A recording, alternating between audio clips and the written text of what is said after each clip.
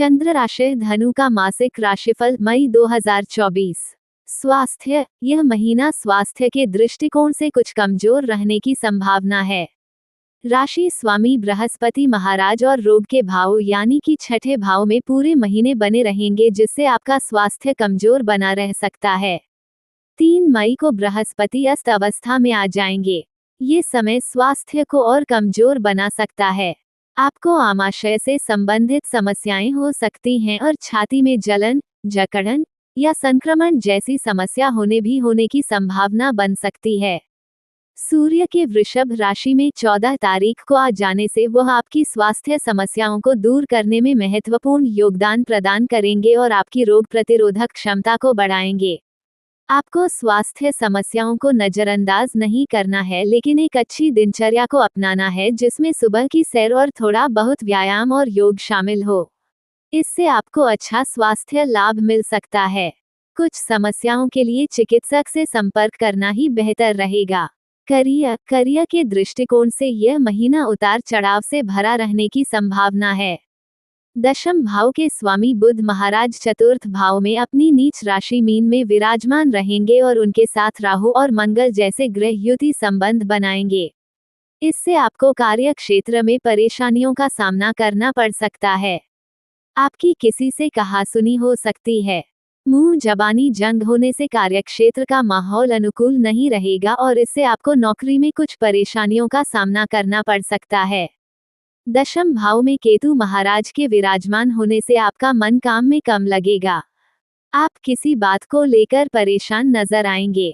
आपको लगेगा कि आप बेवजह के काम में लगे हैं और आपको कुछ और बेहतर करना चाहिए था, जिससे काम में त्रुटि होने की संभावना भी बढ़ सकती है।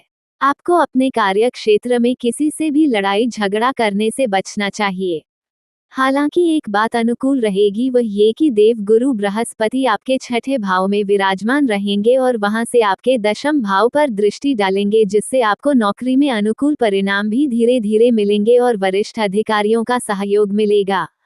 अच्छी सफलता के योग बनेंगे। व्यापार में प्रगति होगी, लेकिन परिवार के सदस्यों का हस्तक्षेप आपके व्यापार में बढ़ सकता है, जिससे आपको कुछ परेशानियां उठानी पड़ सकती हैं। व्यावसायिक साझेदार से भी किसी तरह की लड़ाई झगड़े से बचें और वाद विवाद को बढ़ने ना दें। ऐसा करने से व्यापार में लाभ होगा। विशेष रूप से बुध 10 मई को आपके पंचम भाव में आ जाएंगे, जो कि सप्तम से एकादश भाव है। इससे आपको व्यापार में अच्छी उन्नति के योग बनेंगे और आप अपनी बुद्धि के इस्तेमाल से व्यापार को नई ऊंचाइयां पाने के लिए प्रयासरत रहेंगे। प्रेम, विवाह, व्यक्तिगत संबंध, यदि आप किसी प्रेम संबंध में हैं तो महीने की शुरुआत बहुत बढ़िया रहेगी। शुक्र के पंचम भाव में होने से आपके रिश्ते में रोमानियत बढ़ेगी और यह समय आपके प्रेम जीवन में प्रेम को परवान चढ़ाने वाला होगा। हालांकि साथ में उच्च राशि के सूर्य भी विराजमान होंगे, जो आपके पार्टनर के मन में कुछ अभिमान भी बढ़ा सकते हैं, जिससे आपके बीच अहम का टकराव भी हो सकता है। इससे बचने की कोशिश करेंगे तो ये समय अनुकूल रहेगा। 14 मई को सूर्य वृषभ राशि में छठे भाव में चले जाएंगे और उससे पहले ही 10 मई को बुध पंचम भाव में आ जाएंगे। बुध और शुक्र के पंचम भाव में होने से आप एक दूसरे के प्रति अपना प्रेम प्रदर्शित करेंगे। भरपूर रोमांस के मौके मिलेंगे। एक दूसरे के साथ अच्छा समय बिताएंगे। साथ फिल्म देखना, बाहर खाना खाने जाना, घूमना फिरना, सभी परिस्थितियां आपके प्रेम को बढ़ाने वाली होंगी। बुध के पंचम भाव में आ जाने से आपके प्रेम विवाह के योग भी खुल सकते हैं, इसलिए यदि आप किसी को पसंद करते हैं, उनसे विवाह करना चाहते हैं, तो अपने मन की बात उनसे कह सकते हैं, आपको सफलता मिलेगी।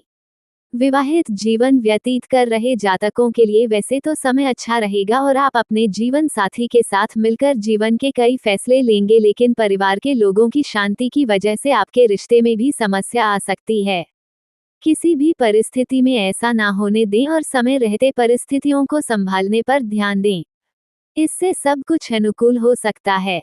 जीवन साथी को स्वास्थ्य समस्याएं हो सकती हैं, इसलिए उनके स्वास्थ्य का ध्यान रखें। सलाह, आपको प्रतिदिन सूर्य देव को तांबे के पात्र में अर्घ्य देना चाहिए। राहु और मंगल के अंगारक दोष के प्रभाव से बचने के लिए हनुमान जी की पूजा करें। प्रतिदिन अपने मस्तक पर हल्दी अथवा केसर का तिलक लगाएं।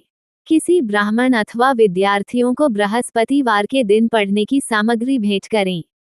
सामान्य, यह महीना धनु राशि के जातकों के लिए काफी हद तक अनुकूल रहने की संभावना है। शनि देव गुरु बृहस्पति छठे भाव में रहेंगे, जिससे स्वास्थ्य में उतार चढ़ाव बने रह सकते हैं और आर्थिक मामलों में कुछ खर्च होने की संभावना है, लेकिन आपका व्यक्तित्व धार्मिक रहेगा। अच्छे कामों में भी हाथ आजमा पाएंगे, जिससे समाज में मान सम्मान की प्राप्ति होगी। पारिवारिक जीवन में अशांति का माहौल आपको परेशान कर सकता है। आपका साहस पराक्रम बड़ा चढ़ा रहेगा, जिससे हर काम को मेहनत के साथ करना पसंद करेंगे। प्रेम जीवन में रोमानियत बढ़ेगी, लेकिन अहम का टकराव भी संभव हो सकता है। वैवाहिक जीवन व्यतीत कर रहे जातकों के लिए यह महीना अनुकूल रहने की संभावना है। परिवार का हस्तक्षेप आपके रिश्ते को कुछ समय के लिए परेशानी में डाल सकता है। भाई बहन सहयोगात्मक रहेंगे। नौकरी करने वाले जातकों को सावधानी रखनी होगी। आपको कार्यक्षेत्र में परेशानियों और चुनौतियों का सामना करना पड़ सकता है, जबकि व्यवसाय कर रहे जातकों को चुनौतियों के बावजूद आगे बढ़ने का मौका मिलेगा और आपके व्यवसाय में उन्नति होगी। विदेश जाने की संभावना बन सकती है। विद्यार्थियों को शिक्षा में मनोनुकूल परिणामों की प्राप्ति होने से मन में हर्ष की भावना रहेगी। वित्त, यदि आपकी आर्थिक स्थिति को देखा जाए तो महीने की शुरुआत अनुकूल रहेगी। चतुर्थ भाव में बैठकर मंगल महाराज एकादश भाव पर दृष्टि डालेंगे और सूर्य और शुक्र भी पंचम भाव से एकादश भाव को देखेंगे, जिससे आपकी आर्थिक स्थिति में बढ़ोतरी होगी। आर्थिक लाभ के योग बनेंगे। एक से ज्यादा माध्यमों से आपके पास धन आगमन के योग बनेंगे, लेकिन चौथे भाव में राहु मंगल के अंगारक दोष के कारण किसी भी तरह की संपत्ति के क्रय विक्रय से बचना ही बेहतर होगा, अन्यथा उसके विवादित होने की संभावना हो सकती है और उसमें आपको हानि उठानी पड़ सकती है। सूर्य महाराज की कृपा से सरकारी क्षेत्र से भी धन लाभ होने के योग बनेंगे। शनि महाराज तीसरे भाव में बैठकर आपको बाहुबल और परिश्रम से आर्थिक लाभ कराएंगे। सूर्य के छठे भाव में आ जाने से खर्चों में कुछ बढ़ोतरी होगी, लेकिन बुध ग्रह के भी पंचम भाव में आने के बाद आपके व्यापार में भी अच्छे धन लाभ के योग होने लगेंगे। आप अगर चाहें तो सावधानी पूर्वक शेयर बाजार में निवेश कर सकते हैं और इसमें अच्छा लाभ कमा सकते हैं। मित्र एवं परिवार, यह महीना पारिवारिक तौर पर कुछ कमजोर रहने की संभावना है। चतुर्थ भाव में राहु और मंगल अंगारक दोष बनाएंगे, साथ में बुध भी स्थित होंगे, जिससे परिवार के सदस्यों में आपसी सामंजस्य का अभाव दिखेगा। परिवार में अशांति बढ़ सकती है। आपकी माताजी को स्वास्थ्य कष्ट परेशान कर सकते हैं। दशम भाव में भी केतु महाराज विराजमान रहेंगे। इन ग्रहों के कारण पारिवारिक जीवन में समस्याएं बढ़ सकती हैं।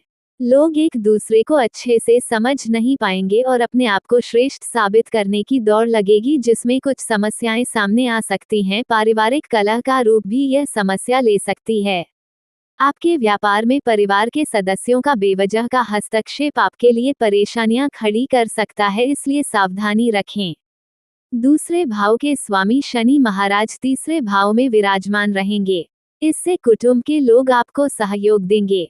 आपके भाई बहन भी अच्छी स्थिति में रहेंगे और उनकी संभव होने पर आर्थिक सहायता करेंगे और आपसी प्रेम बढ़ेगा।